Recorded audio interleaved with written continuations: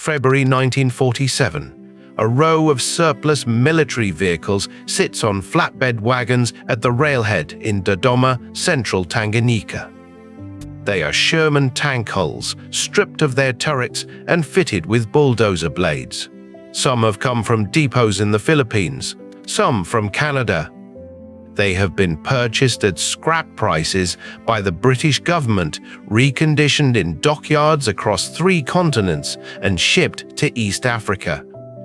None has been tested in African soil. Kai! Their destination is a stretch of dry scrubland 130 miles to the east, near a village called Kongwa. Their job is to tear up the bush, clear the roots, and prepare the ground for planting.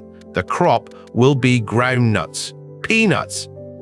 The British government has committed to clearing 321 million acres of bush across 3 sites in Tanganyika and turning it into the largest groundnut plantation on Earth. The initial budget is £25 million. The final bill will reach £49 million. And the total harvest across 5 years of operations will weigh less than the seed that was planted. This is the story of how post-war Britain, still rationing cooking fat, took a plan written in 6 weeks by a company that declined to invest its own money, funded it with dollars borrowed from the United States, and sent it into soil that no machine in existence could break. The groundnut scheme is the most expensive agricultural failure in British history. The numbers tell you what it cost. The mechanism tells you why nobody stopped it. In 1946, Britain had a fat problem, not an excess, a deficit. 6 years of submarine warfare had severed the supply chains for vegetable oils, animal fats, and oilseeds. 2 years after VE Day, cooking fat was still rationed at 1 ounce per person per week. Margarine was rationed, soap was rationed. Even the Ministry of Food's own canteen ran on allocation. The shortage was not merely inconvenient. Fat is the densest calorie source in the human diet, and the ministry was calculating how far below the recommended daily intake the population could be held without measurable health consequences. The pre-war import of oilseeds, primarily from West Africa and Southeast Asia, had not recovered. The colonies that had supplied them were in varying states of political transition, and the merchant fleet that had carried them was half the size it had been in 1939. The ministry's solution was production. Grow oilseed crops on a massive scale somewhere within the British sphere of influence, press them into vegetable oil, and ship the oil home. The question was where and at what cost. Frank Samuel, the managing director of the United Africa Company, a subsidiary of Unilever, provided the answer. He had spent several weeks touring possible sites in East Africa and returned to London with a written proposal. 3 regions in Tanganyika, a trust territory, Britain administered under a League of Nations mandate, had broadly suitable climate and rainfall for groundnuts. The bush could be cleared with surplus military equipment available cheaply from war disposal boards. The first crop would be ready in 18 months. Samuel's report recommended planting 600,000 acres in the first year and expanding to 21 million acres over 6, producing 600,000 tons of groundnuts annually. The estimated cost was £25 million. The report had been written in 6 weeks. It contained no soil survey. John Strachey, the Minister of Food, received the proposal in late 1946. He endorsed it within weeks. The Cabinet approved the scheme in January 1947. Parliament voted the initial funds in February. The speed was extraordinary, even by the compressed standards of post-war reconstruction. The reason was political as much as practical. The Labour government, elected in 1945 on a platform of central planning and state-directed enterprise, was under domestic pressure it had not anticipated. Bread rationing, which had never been imposed during the war itself, was introduced in July 1946. The government that had promised to build a new Britain could not feed the existing one. A large-scale scheme that would produce visible, tangible results, shiploads of cooking oil landing at British ports, offered exactly the kind of demonstrable success the cabinet needed. No one in cabinet asked why the United Africa Company, which had traded in West African groundnuts for decades and understood both the crop and its logistics, had not proposed to invest its own capital. Samuel's employer knew the risks. That is precisely why he proposed that the government bear them. The scheme was placed under the management of the Ministry of Food, not the Colonial Office, which understood the territory, not the Ministry of Agriculture, which understood farming. The Ministry of Food, which understood distribution and rationing. The people running the largest agricultural scheme in British colonial history would be food administrators, not agronomists. The advance team arrived at Kongwa in February 1947. They discovered three things immediately. First, the soil. Kongwa sat on what geologists call a mbuga, a shallow clay basin that bakes to the hardness of concrete in the dry season and turns to waterlogged mud in the wet. The surplus bulldozers, engineered for the soils of northern France and the beaches of the Pacific, could not cut it. Blades snapped on contact. Tracks sheared under the lateral stress. Within the first month, 70% of the heavy equipment was out of service. Replacement parts had to be ordered from manufacturers in 3 countries, shipped to Dar es Salaam, and carried 300 miles inland on a single-track railway built during the German colonial period. That railway could handle 4 trains per day. The scheme required 14. Second, the rainfall. Kongwa received its rain in a single season, roughly November to April, but the annual total varied wildly. The Samuel report had used long-term average figures. In practice, the rains arrived late in 1947, adequately in 1948, and barely at all in 1949. Groundnuts need consistent moisture at specific stages of growth. Kongwa could not provide it. Third, the vegetation.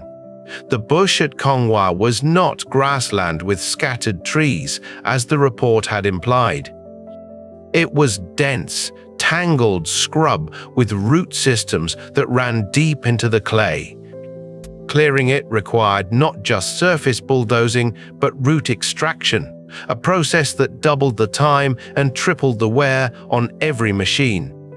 Trees pulled from the ground left craters that filled with standing water and bred mosquitoes. Malaria rates among the workers were severe. Reports documenting every problem were sent to London. The response was consistent: more machines, more money, more men, more men. At its peak, the scheme employed 32,000 workers at Kongwa and the 2 secondary sites. The original plan called for 600,000 acres cleared in the first year. By the end of 1947, the actual figure was 7,500. In 1948, Parliament passed the Overseas Resources Development Act, creating the Overseas Food Corporation to take over management from the Ministry of Food. The act gave the corporation its own board, statutory authority, and a direct reporting line to the minister. It did not give the corporation better equipment or different soil. By 1949, the total area under cultivation across all 3 sites was approximately 50,000 acres. The target had been 600,000 for the first year alone. The groundnuts harvested from those 50,000 acres weighed less than the seed groundnuts that had been put into the soil. The scheme was not merely unprofitable, it was producing a negative yield. Every ton of peanuts planted returned less than a ton at harvest. The operation was consuming its own inputs. Costs were now approaching £40 million. Equipment losses alone ran into millions. A tractor at Kongwa lasted an average of 4 months before it was beyond repair. The converted Sherman tanks, the scheme's most visible symbol, were abandoned in the bush where they broke down. Decades later, some were still rusting in the scrub. In January 1951, the government published a revised plan. The language was careful. The 321 million acres had become 50,000. Groundnut production was no longer the stated objective. The remaining cleared land would be used for experimental agriculture and livestock research. The ambition had been reduced by a factor of 60. The arithmetic was less careful. The Treasury had spent £49 million. In return, it had received a quantity of groundnuts that would not have filled a single cargo ship. The Overseas Food Corporation was quietly wound down. Its remaining staff were transferred to colonial agricultural agencies. The Kongwa site was handed to the Tanganyikan territorial government and converted to a cattle ranch, which is what the local Gogo people had been using the land for before the bulldozers arrived. In the House of Commons, the opposition called the groundnut scheme the worst waste of public money in peacetime history. Strachey, who had championed it from the first briefing, was moved to the War Office. He did not return to a domestic portfolio. The Samuel Report, the document on which the entire commitment had been based, was not published in full until years later. The groundnut scheme did not fail because the people involved were dishonest. It failed because a structure was built in which failure became invisible until it was complete. The proposal was written by a company that would supply the scheme but not fund it. Unilever's subsidiary stood to sell equipment, provide logistics, and take management fees, but would risk none of its own capital. The approval process bypassed every technical check that would have revealed the soil problem, because the political urgency of a visible plan outweighed the administrative need for a viable one. The management structure placed food administrators, people who understood warehouses and ration books, in charge of a farming operation on another continent. And the reporting chain ran through a ministry whose reputation depended on the scheme's success. Every warning from the field was received, not as a reason to stop, but as a problem to be solved, with additional expenditure. £49 million in 1951 values.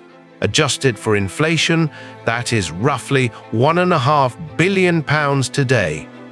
For that sum, Britain cleared less than 2% of the land it had planned, harvested less crop than it planted, abandoned a trail of broken machinery across central Tanganyika, and learned nothing it could not have discovered with a soil survey costing a few £100. The fat shortage resolved itself, not because the groundnuts arrived. They never did. Global supply chains recovered under their own momentum. By 1954, fat rationing was over entirely. The crisis the scheme had been designed to solve had already passed before the scheme produced its first useful shipment. Sources: Alan Wood, The Groundnut Affair, 1950 succumbed.